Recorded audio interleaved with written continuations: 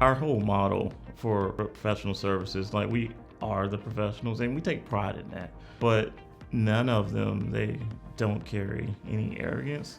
And I think that's important because it translates to, having good customer service when you're rolling out these complex projects and the customer having a good understanding on what we're doing from the project kickoff meeting all the way down to project closeout. We want to make sure that they understand what they're getting, what they're paying for.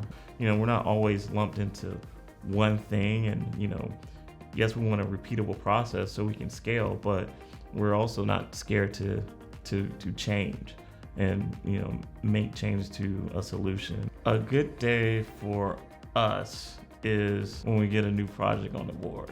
Seeing that project hit the board and it's X amount of hours, and oh my gosh, we're replacing all the infrastructure and a new site or a new build, or if we're replacing something, or if we're making it a little bit easier for our clients, getting them up to speed. So we love those. Those are good days.